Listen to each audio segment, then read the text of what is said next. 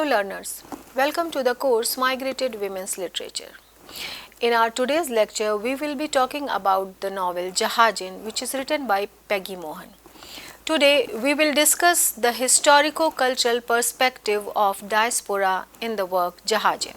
Jahajin is a novel as well as a memoir, which brings that recollected memory of the author to the readers. Peggy Mohan is one such female writer of Indo-Caribbean fiction who was born in Trinidad, West Indies, and her mother was from Corner Brook, Newfoundland, and father was an Indian. Peggy Mohan's doctoral dissertation was on Trinidadian Bhojpuri, which is the ancestral language of the majority of Trinidadian Indians. Her research was based on recordings she made in the 1970s of the speech of elderly Indo-Trinidadians. She studied linguistics at the University of West Indies, Trinidad, and the University of Michigan. She thus gained expertise in Trinidadian Bhojpuri. So, this expertise has got reflected in this work also. As we all know that Indian diasporas were formed substantively during the British colonial rule when the large chunks of the population were moved to various locations from Africa to the Americas primarily for developing agriculture there. These were people from the lowest rungs of the society who were mostly illiterate. Even for communicating with their families, which was a rare thing, they had to depend on others to write for them. Thus, there were hardly any accounts of their lives there, factual or fictional, to begin with, since they could not read or write. Also, in the initial phase of their diasporic lives, they were too busy grappling with the problems of settling down. Therefore, thinking of writing was something which was like an unimaginable thing or something impossible for all of them. Thus, we can say that Indian diasporic writing is quite a later phenomena. When the next generation of these migrants got educated and this generation started learning about their forefathers, about their ancestors, this generation started researching about the problems, issues, conditions, circumstances of their ancestors. It was that time when this young generation, when this second generation of these migrants had got education and then it had started thinking of writing. So, we can say that the first wave of immigrants which was illiterate, it did not write its story. It was just by the second wave of the migration which either had started writing or the second generation of these immigrants that had started writing the stories of migration. As the post-colonial period got underway, Indo-Caribbean women writers also started to make their mark. Women's status in diaspora during this post-colonial era was secondary, and they were still subjected to subordination and discrimination. So, around this period, women and male writers from the Caribbean started to contribute to the literature of South Asia and North America. However, they received little attention. In the Caribbean republics, women's social and cultural lives were evolving. These authors started talking about this shift when women were forced into labor as indentured servants.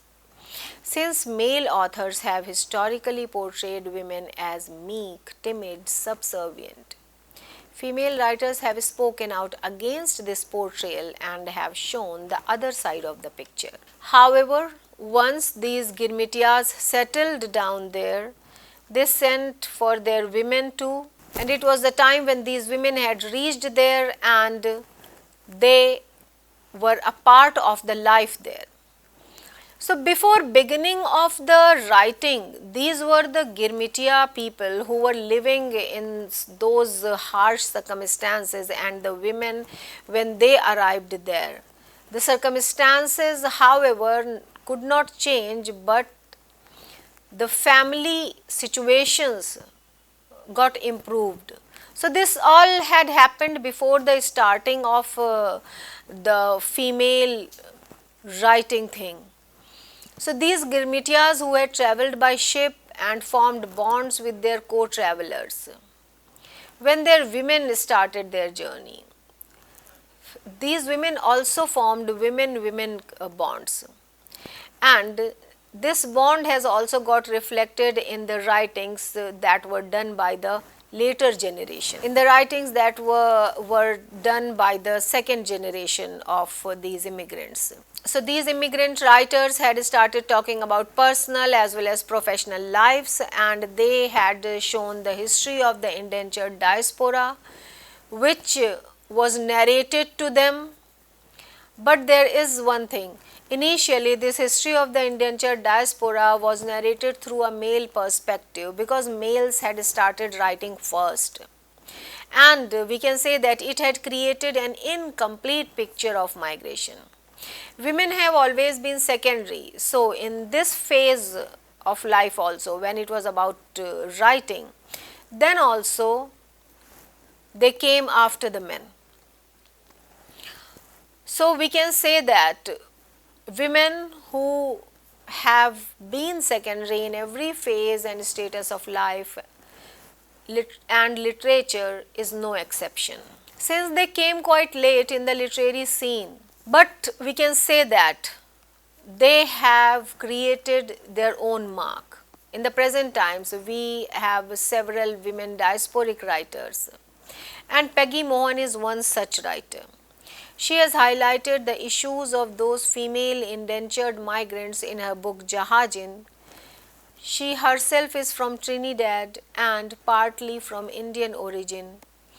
She portrays the significant role of women who traveled across Kala Pani and created a new story. The narrative that eventually became Peggy Mohan's Jahajin took 30 years to develop and evolve in her imagination when she was living in India. In her work, Peggy Mohan delves into the history of indenture, highlighting the passive and subordinate responsibilities that women have traditionally played, with a secondary function. Since the beginning of time, women have been marginalized and have had their voices muted. The author of this book emphasizes the status of women among Caribbean migrant laborers as a diaspora. These ladies too had gone on their trip through agonizing experiences and were uprooted from their families. As displaced people, they also helped to create a new existence by redefining themselves in the Caribbean states. So, in her novel Jahajin, Peggy Mohan delves into the relocation and transformation of these women who were formerly indentured servants. She also portrays the historical background of Indian indenture and examines its continued significance and memory in late 20th century Trinidad. Throughout the novel, Mohan's anonymous narrator explores her family's matrilineal entry into this story. It also looks at how official histories of Trinidadian and Indian migration have excluded Indian women in particular. The narrator of Jahajin is a Trinidadian Bhojpuri translator. This novel attests to the ongoing significance of oral narratives as counter histories in facilitating the remembrance of the neglected history. Despite the challenges of translation and gaining access to the Indian indentured past, Peggy Mohan goes into great detail on the difficulties associated with enslaved laborers migrating. there were not many people who migrated in the beginning, and on the other side, women lived without the assistance of males because of the deaths that occurred during or after the movement.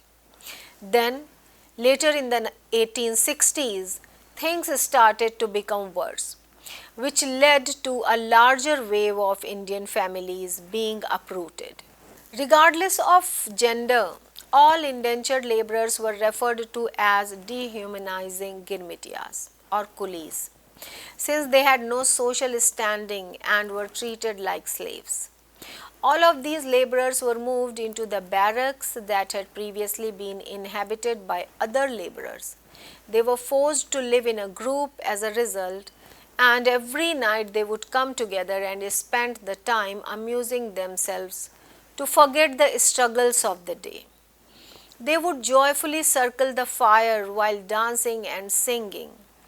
In the evening, when they closed their eyes, they could still hear the guys outside singing around the fire while playing bangos, tasas, and dholaks. They drifted away on the boat like they used to at night. The lyrics of the song they were singing outside used to crash against the walls of the barracks like little waves. I would read some lines from the book that are the lyrics which these immigrants used to sing. So this singing of those songs, sometimes the songs that they had brought along with them from their homeland, sometimes those were the songs which one of them had created while living in Trinidad only. So these were the songs which kept them connected with one another, as well as these were the songs which had kept them connected with their motherland also. And also there is one significant point about these songs and sometimes their traditional dancing also, that this was the only medium to forget all those torturous days. This was the only medium to entertain themselves. And we can also look at this thing as an attempt to move away from the harsh realities of the life, to move away all the problems that they had been facing while living in that place. Because their conditions were so bad, the circumstances were so harsh, they were not given a proper place to live, neither were they paid properly, and initially the situation was so poor that they were only given food once a day, and that too was not sufficient for one person. So looking at these songs as their attempt to forget their hardships, let's have some lines from the book Jahajin. I quote, "4 बजे उठे गुलाम्बर, घर घर ठोके वारी, उठो भैया copy बनाओ, काम पर हो तैयारी." So these are the lines which Peggy Mohan has translated as, 4 o'clock the overseer wakes, he knocks on every quarter, "Wake up bhaiya, go and make coffee, time to work, get ready." So their arduous labor in the sugarcane fields is when the transformation of indentured laborers started. They were forced to put in a lot of overtime from dawn to night without receiving compensation for their labor. They were not even qualified to accept a new post. They were mistreated and denied the opportunity to relax during the day. So it was only the night when they had created some space for themselves, when they had put all their efforts to forget their traumas of the day. So we can sum up that Peggy Mohan uses the available cultural tools to revitalize and confront the horrors of the past. while presenting a balanced perspective on the history of indenture, the current situation, and the significance of memory recollections. For most East Indians, Dida embodies the finality of their initial voyage. The story highlights that the principles instilled in their progeny align with the ambitions of the Caribbean communities. The narrator emphasizes that her parents had somehow communicated to her that Trinidad was a temporary location from which they had to leave in order to succeed, ideally via education. That does not, however, change the narrator's choice to travel to India, which is an investigation of a new area and a fresh start rather than a return. That is all for today. We will connect again. Thank you.